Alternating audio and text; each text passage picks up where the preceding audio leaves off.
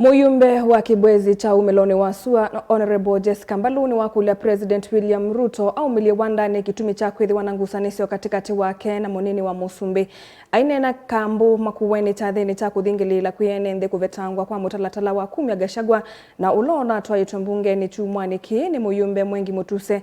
Mbaluni wasa kana kuendewa kwa kaonthini wa chama kila kisumbikite Kenya ni kwa nanga maendeyo manthi kungina ke Archbishop wa kanisa wa Anglican Jackson Ole Sapit ni wasa kunguthulwa kwa Gachagua tiwo sungio ende na Ruto ni mailite kunenania na kwailia utongoi. Kennedy Mulinge na mauvu.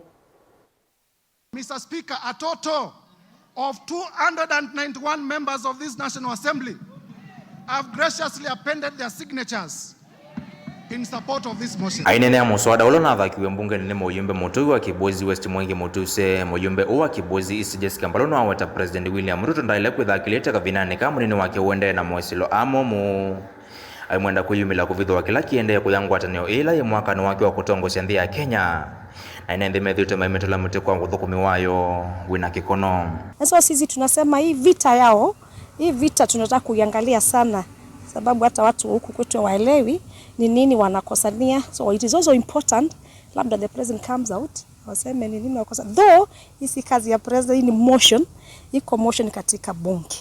Sisi mnajua personally mimi si kuweka sahihi kwa hii motion kwa sababu ni vizuri kujua what it is that wanakosana na till we go through you can be able to make a decision.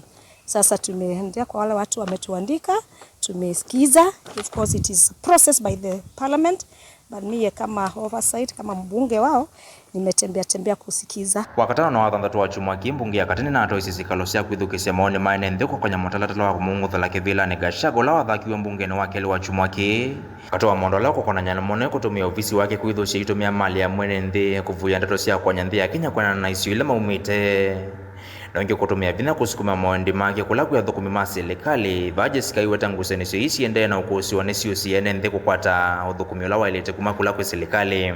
Watu wanajua walichaguana, walituchagua sisi all the 6 seats. Now what they are looking for I can tell ni maendeleo, wanataka maendeleo. They may not understand sana nini iko ndani.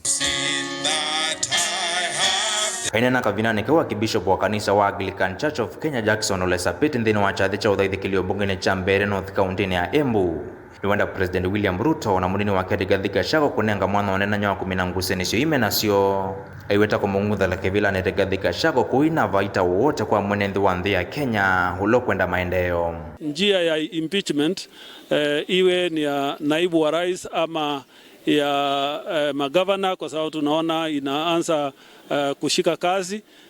Sioni kama njia hiyo itatupatia stability katika nchi hii yetu ya Kenya.